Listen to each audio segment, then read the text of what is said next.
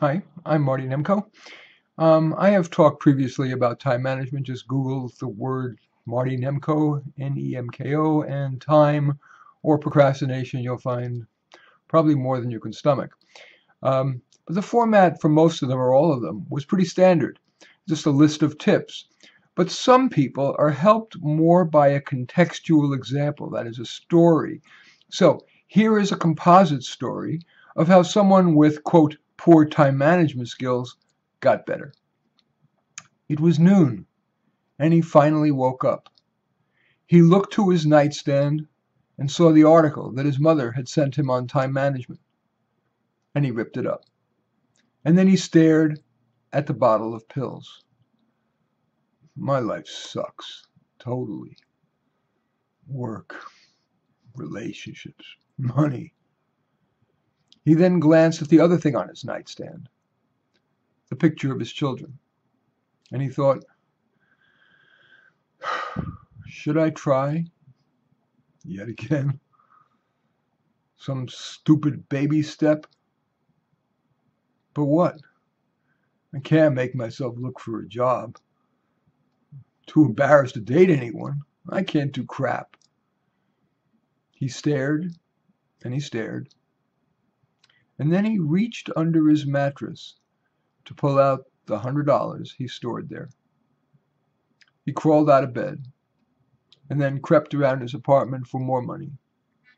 He found a bunch of change under the sofa, found $2 in a pair of pants, plus the $13 in his wallet, a total of $118.73. He forced himself, yes, forced himself, to get dressed. And he trudged to his bank around the corner, where he had an account with about $500, his life savings in it. May I speak with an investment specialist? He ended up putting the $118.73 into a money market account and investing the other $500 in what are called diamonds.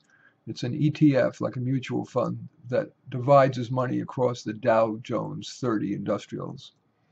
He thought, it's silly, but it feels good to be a part owner, even a trivial part owner of companies like Apple, Johnson & Johnson, and Procter & Gamble. If they do well, I do well. It's not a bad bet.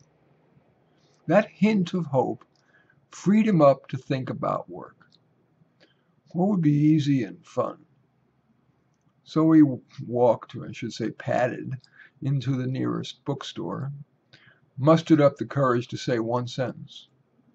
You need someone part-time to help out like during the busy days?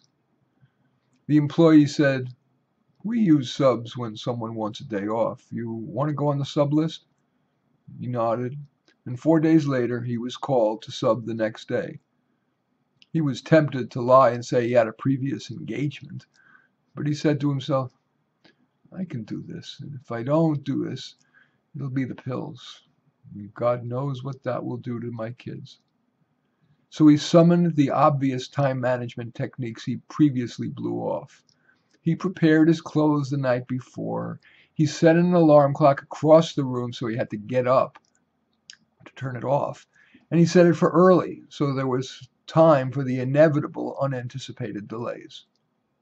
When he arrived at the bookstore, his boss said, today we're doing inventory. I'll show you how. You'll do the psychology section, the women's studies section, the ethnic studies section, and the race studies section. That should keep you busy. That tempted him to run away. Oh, pressure.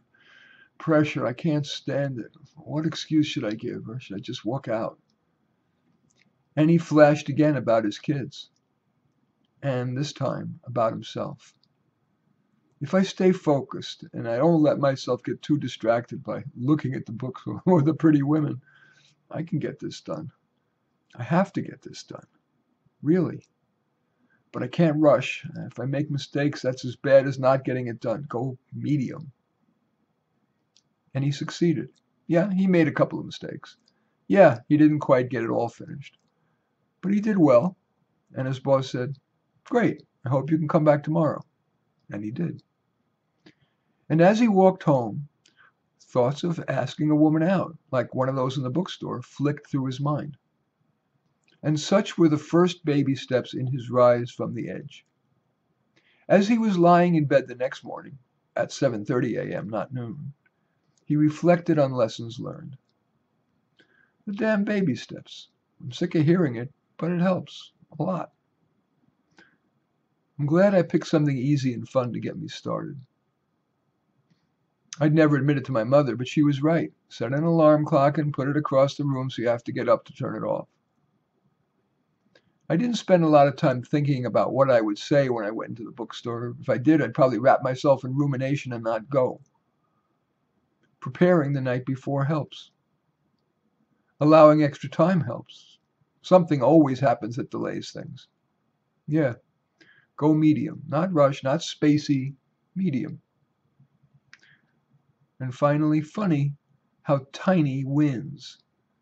Investing a few bucks in an ETF or doing inventory, which a monkey could do, makes me think about doing more stuff, even meeting a woman.